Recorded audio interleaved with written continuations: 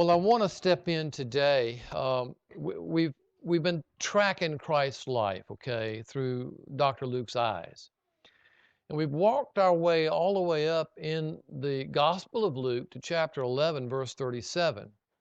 Now, there are many followers and believers that are tracking with Jesus at this point in his ministry.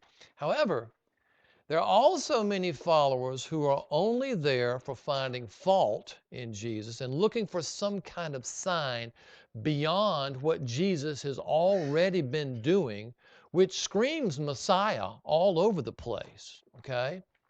And they're using this lack of sign as an excuse not to believe. And last week we pointed out that Jesus calls them a wicked generation. And he says to them, the only sign you're going to get is the sign of Jonah. And of course, they wouldn't catch that, but he was referring to obviously the 3 days, his death, burial, and resurrection that were coming. Okay? Now, today I want to do something. I want to do a fast forward through Luke, and I want to jump up to what took place Palm Sunday, because obviously it is Palm Sunday, next week being Easter. And then after Easter, we're going to back up. And we're going to pick up the action again at chapter 11 and verse 37 and proceed, okay? Now, I want to point out something, though, in the scheme of the action that's taken place that even leads up to Palm Sunday. Between chapter 11, verse 37, and chapter 18, verse 31, which I'm going to look at a bit this morning, there's a whole bunch in the Gospel of Luke of red. Do y'all know what that means? Okay. What Jesus is saying and teaching. I mean, it's packed. I used to know an old pastor in Danville named Percy Ricketts. Percy's with the Lord now, and he used to go see this lady, and he would laugh and say, yeah, Percy talk like this. He said, yeah, when I'd go see Miss, and I can't remember her name, he'd say, she'd always say to me, Percy, just read me from the red. Just read me from the red. That's what she wanted to hear. And he would talk about that. So there's a lot of teaching that's going to be going on that we're going to be looking at. But in Luke 18:31, we have a severe weather warning. Okay? Severe weather warning. With all the weather we've had here recently in South Carolina, I don't know if you guys have it, but on my phone, I've got these automatic alerts that come. As a matter of fact, one of them said, in the midst of it, it said, quote, take shelter now. And I'm like, well, that can't be good, okay? And I've got this on my iPad. I've got this pilot's Doppler weather, and Mary Dale and I both have it from an aviation site. And I used to fly, so I really like looking at that. And you can track it, and you can see stuff that's coming. So you can pull right into Columbia, wherever you are, or you can push it out and see across the country the fronts. You can see the winds and how it's all going on. And again, on the day of storms, I get immediate notifications on my phone. Well, at this point in Jesus' ministry, he's actually in good weather, okay? He's sailing along quite well. Every now and then, he's got a little curveball, a little bump, if you will, a gust of wind that's coming from scribes and Pharisees that are trying to shake him up, all righty? That's going along. But all things given, it's pretty smooth sailing. Because now in his ministry, his popularity is off the chart. I mean, it's extreme, okay? Hundreds of people are following him. And you got to keep in mind, as you think about that big picture of what's going on with him, how many people have been healed? How many miracles have been seen? Okay? All that's been taking place. And the disciples, think about them for just a minute. Kind of step in their sandals. What have they been seeing and experiencing with him? It's been phenomenal. They're seeing this Jesus healing people. They've seen him raise people from the dead now, okay? They've seen him calm storms. They have proclaimed out of their own mouths, you're the Messiah, the promised one. Jesus said, in flesh and blood didn't tell you that. They are major caught up in what's going on. That's what they see. That's what they're living every day, okay? And it's a huge thing for them. All right? And now all of a sudden, in all this momentum that's going on, he pulls them aside from everybody else. And here's what he says. I'm reading from Luke 18, verse 31. And he took the 12 aside and said to them, behold, we're going up to Jerusalem. Now, that's no surprise because remember, just a few weeks ago, he had resolutely set his face toward Jerusalem, and that's where he's headed. I mean, it's a straight beeline to Jerusalem, and everything that's taking place en route is happening to be taking place, but that's the goal, okay? We're going up to Jerusalem, and now all the things which are written through the prophets about the Son of Man will be accomplished. For he will be delivered to the Gentiles and will be mocked and mistreated and spit upon. And after they have scourged him, they will kill him. And the third day he will rise again. Verse 34, and they understood none of these things. And this saying was hidden from them, and they did not comprehend the things that he said. Interesting, but hear me out on this. The verses, if you get into them, are actually showing that the way the verbs are structured, they couldn't grasp what it was he was saying to them. Their perceptions of Messiah, their perceptions of everything they had been seeing and experiencing would not let them hear what was being said to them. Okay? Have you ever been in a situation where you've been talking about something, so you know somebody really ought to talk to so-and-so about that, and they've said, he won't hear me on that. Well, they won't hear me on that. That's the way the human mind can work at times. Very interesting. My grandmother, I sat with my grandmother at Duke University Hospital. Someone was talking about Duke earlier. You were talking about Duke. At Duke University Hospital, and the physician came in with the paperwork, with the x-rays, and myself, my mother, and my grandmother was there, and he's talking to my grandmother, and he's telling her that she has lung cancer from smoking cigarettes since she was 14 years old. And we're all there listening to the thing, and we finish up with the doctor, and we get out, and we're in the car headed home, and what does my grandmother say? So what exactly is it that they figured out? She never heard it. She couldn't receive it. It didn't compute in her mind. And later, through much, and I mean much conversation with her to help her understand, she was so still in that wrestling mode, she said, well, I'll never believe that cigarettes caused anything. She couldn't see it, and she couldn't receive it. Does that make sense to you? That's what's going on with the disciples, okay? Now, in this, Jesus is giving them heads up in the process. And you will remember, once we get there in detail, when all that goes down, okay, particularly after the Garden of Gethsemane and the arrest, these guys are scattered. They're wigging out. And not until after the crucifixion do the tumblers begin to fall, and they go, wait a minute. He talked about this, didn't he? But prior to it, they couldn't hear it. They couldn't get there. Now, here we are headed to Jerusalem. They pass through Jericho, and on this Sunday, Palm Sunday, over 2,000 years ago, here's what happened. Luke 19:28. And after he said these things, he was going on ahead, ascending to Jerusalem. Remember, with Jerusalem, the place of the temple and worship, you're always going up to Jerusalem or coming down from Jerusalem. It was the high place of all things.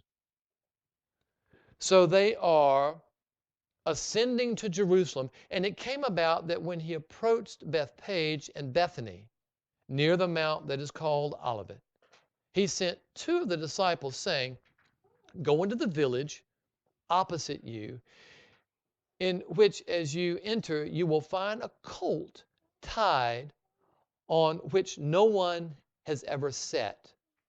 Untie it and bring it here. And if anyone asks you why you are untying it, thus you shall speak, the Lord has need of it. And those who were sent away went and found it just as he had told them. Who knows what's going on?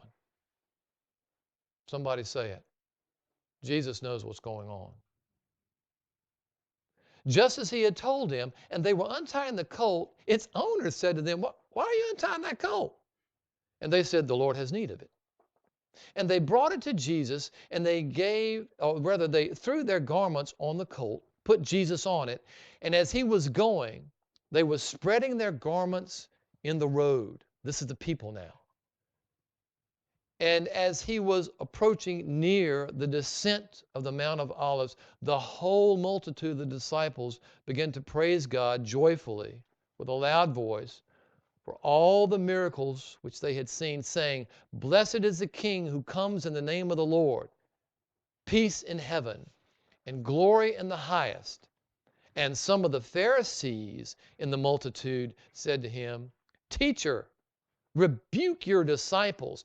And Jesus answered and said, I tell you, if these become silent, the stones will cry out. What a picture. You just heard kingly stuff, the stuff of kings. It's Jesus coming in to Jerusalem for what will be, you ready for this? He's coming into Jerusalem for what will be next to the last time. Do you know what the last time will be? When he comes back and that eastern gate is blown open and he enters in through that gate. This is next to the last time he will have an entry into Jerusalem. And he's fulfilling something. He's already said to them that everything the prophets wrote would be fulfilled, but he's fulfilling right here Zechariah 9:9, which says, you ready? Rejoice greatly, O daughter of Zion. Shout, daughter of Jerusalem. See, your king comes to you, righteous and having salvation, gentle and riding on a donkey, on a colt, the foal of a donkey. Who's in control? Who knows what's going on? Who knew what would happen before the foundations of the world were established? God's in control. What are you dealing with right now? Who's in control? What's ruffling your feathers right now? Who's in control? Where do those thoughts go when you think nobody understands this? Who understands and knows ahead of time and is in control? He is. Out of the mouths of babes. So here they are, and when it said all his disciples, now you're talking about the greater multitude, spreading cloaks, palm branches. This is showing an act of homage for royalty. This goes all the way back to 2 Kings 9:13 if you want to dig it out. It's nothing new. This is history unfolding. This is real stuff. But the people aren't thinking spiritual kingdom. The people aren't thinking payment of my sin debt. People aren't thinking salvation and life eternal because someone is going to take care of my sin problem for me. They're not thinking that. These people, they don't want deliverance from sin. They want deliverance from Rome. That's what they want. The Roman opposition, living under the thumb of the Roman government.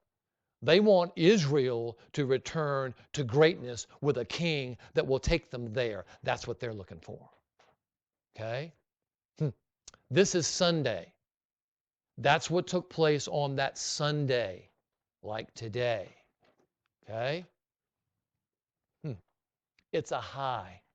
It's a high point. It's the pinnacle of his popularity. And it is huge, y'all. Words fail me to try to bring it to the forefront of what was taking place there. The people are all in his corner. The people are all praising him.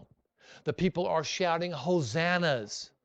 The people are up. The mood is, it's like 500 Macy Day parades going on at once at that time in history, taking up what's happening. But you know what? Here's the funny thing. People are fickle. People are fickle. Yeah, there's an old saying in the entertainment business. You know what it is? It says, be nice to the people that you pass on the way up, because they're going to be the same people you pass on the way back down when they take you down. And you've seen it before with sports heroes and others. You see it in the news right now. People have had great popularity and are well established. Some ripple comes, and the crowd turns like that, and they want to rip them to shreds. They want to take them down. Nothing new under the sun, the scripture says. That's Sunday. Monday, he's in the temple, and he's cleansing the temple. Tuesday, he's in the temple. He's teaching. Wednesday, they're trying to figure out how to kill him. The scribes and Pharisees, that's where they are. And on Wednesday is when Satan goes into Judas. That's Wednesday. And Thursday, they celebrate the Passover. And it's the Garden of Gethsemane. And then there's the arrest. And Friday, there's Peter denying him. And the trials that took place. And in 5 days, instead of singing Hosanna, the crowds are screaming out, give us Barabbas, crucify him. 5 days. From Hosanna to crucify him. What a change. The old song, what a difference a day makes. What a difference 5 days make from the pinnacle of popularity and ministry to the crowds and the masses screaming to crucify him, give us Barabbas. Wow. I wonder, and I can't humanly, and I challenge you to think about it, but it'll be hard to get there. What did Jesus feel like? Now, immediately when I ask that question, we got a great problem because you're trying to ask the question of a God-man. Hard to speculate. He's all God with the power to destroy his enemies, yet he's all God loving his creation and knows what has to take place that they could be saved and rescued. He knows a sin debt that has to be paid that we couldn't pay. And yet, here he is all man with feelings and emotions, humanness. We saw it in the garden. And he knows what's coming. So here's God who knows exactly what's going to unfold. He said it already to them back in the previous chapter. And yet here's man who's thinking, how do I go through this? You question that? Look in the garden. Sweating drops of blood because emotionally he is so traumatized that it's a medical fact how the corpuscles will begin to break and the blood comes like sweat to the surface of the skin. The God-man? What's he thinking? Knowing what's going to happen. Yet, he is being driven by something. The plan that he and the Father have to rescue the very ones he created. Whoa. The pain and the suffering. What's coming? There's what's coming. The nails driven through his hands. The ridicule, The pugilism, if you look in the scriptures, what he went through, we get our term boxing, pugilism from it. There's the nail. To be beat up. He knows this. And yet, even way back, he has resolutely set his face, I must accomplish this for my people. I must rescue my creation. I will take it on. What is that? Jesus knowingly walking into all and fulfilling all that it would be accomplished. A salvation plan so that so you could have your sin debt paid and have life after this mortal body has ceased to function. Because this is temporary. What he is accomplishing is eternal. Wow. The events of Easter are the greatest events in all of recorded history. The events of Easter are the greatest recorded events in all of history, because the very salvation and survival of mankind in eternity focuses totally on this week. That's where it is. And it culminates next Sunday. If I could leave you with something today, this Palm Sunday, what I ask you to do is to reflect, to rejoice, to remember, and be thankful that Jesus made the way for you and I to be safe in the Father's arms. To reflect, to rejoice, to remember that you are safe and secure in the arms of the Father by the grace of God that provided life for you that can never be snatched away from you. Because when this physical body dies, that is not snatching life from me. This is all temporary. This is finite. He is infinite. That's what this week is about. That's the kind of love that walked resolutely to the cross of Calvary for you and for me, that we